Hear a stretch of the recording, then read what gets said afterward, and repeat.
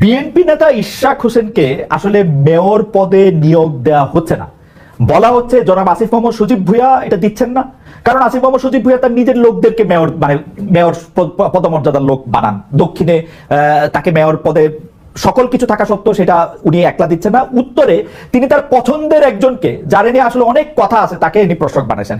এইটা আপনি আসলে কিভাবে দেখেন? মানে ইশরাক হোসেনকে আসলে মেয়র পদে এটা দিতে দেওয়া হবে না কেন? এটা কি উপদেষ্টা আসিফ মোহাম্মদ সজীবের একক সিদ্ধান্ত? না, আসিফ মোহাম্মদ সাজু বলেও কি এটা করছেন, তাও তো মানে এটা তো আপনি বললেন এটা তো এক ধরনের অ্যালিগেশন। এটা কি ঠিক কিনা? আমার যেটা মনে হয় এটা একটা লিগাল ইস্যু আছে।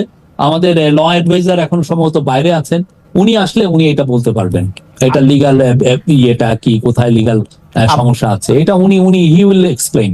শফিক ভাই, আদালতের সেম রায়ে জনাব শাহাদাত হোসেন চট্টগ্রামে মেয়র হয়েছেন, একই রায়ে ইশরাক হোসেন কেন হইতে পারবেন না? মানে আমার একটু বুঝাই বলবেন, আমার অনেক কৌতূহল। ধরেন আইনের এরকম এটা এমন যে এমন অনেক রায় আছে যে একজনের জন্য এটা খাটে, আরেকজনের জন্য নাও খাটতে পারে। তো এটা একটা লিগাল একটা ইন্টারপ্রিটেশনের বিষয়। সেই লিগাল ইন্টারপ্রিটেশনটা আপনি একটা দুইটা দিন ওয়েট করেন। আমাদের ল অ্যাডভাইজার আসতেছেন, উনি সাউথ আফ্রিকা গিয়েছেন, উনি আসুক, উনি এটা এক্সপ্লেন করতে পারবেন। এই মুহূর্তের বিবেচনায় কি আপনারা বিষয়টা এক্সপ্লেইন করে একটা ইয়া দিতে পারেন, মানে প্রেস উইং থেকে? এটা তো ওনার জায়গা, এটা ভেরি মাচ ওনার টেরিটরি, আর এটা লিগাল ইস্যু আছে এখানে, তো উনি এসে এটা বলবেন আমাদের ধারণা। মানে উনি তো আদালতের রায়, মানে সুপ্রিম কোর্টের রায় তিনি আসলে এটাই তো বললাম আমি, তো এই যে লিগাল ইস্যু গুলো তো ওনারা ডিল করেন। সুপ্রিম কোর্টের উপর কোর্ট আছে মানে এই না কোর্টের এটা না, আমি বলছি যে উনি এসে এটা জানাতে পারবেন, যে ইন্টারপ্রেটটা উনি করতে পারবেন, উনি সাংবাদিকদের কোশ্চেন দিবেন। কোনো চিন্তা, আমরা যথেষ্ট ট্রান্সপারেন্ট করবেন। আপনার যেটা হচ্ছে যে 2-1 দিন দেরি হচ্ছে, উনি আসুক, কথা বলবেন উনি। শফিক ভাই, সরকারের সবশেষ ঘোষণা অনুযায়ী জুনের 10 তারিখের মধ্যে জুলাই ঘোষণাপত্র প্রকাশ করতে হবে।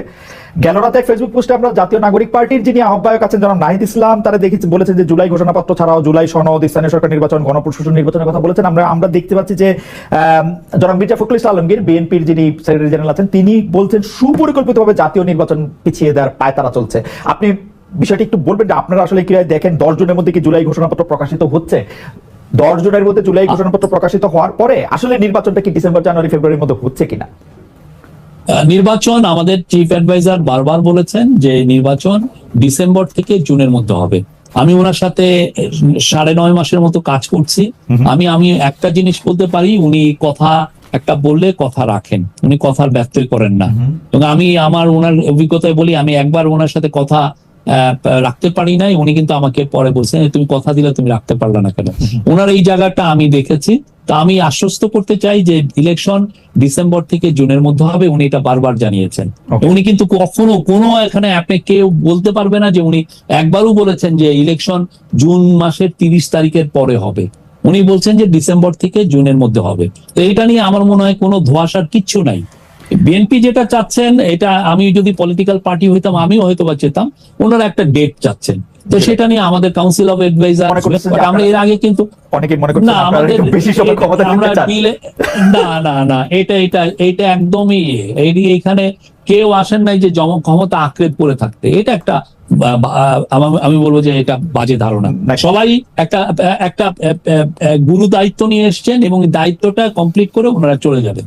আর এই যে নির্বাচনের ডেটটা কেন দেওয়া হয় না, এটা প্রফেসর ইউনূসও কিন্তু এটা নিয়ে কিন্তু এক্সপ্লেন করেছেন। উনি কি বলেছেন? উনি বলেছেন যে এটা ডিপেন্ড করবে যে আমরা কি পরিমাণ রিফর্ম করছি। রিফর্ম মানে পলিটিক্যাল রিফর্ম। আমরা তো এমনি অন্যান্য রিফর্ম গুলো হচ্ছে অলরেডি কন্টিনিউয়াস প্রসেস।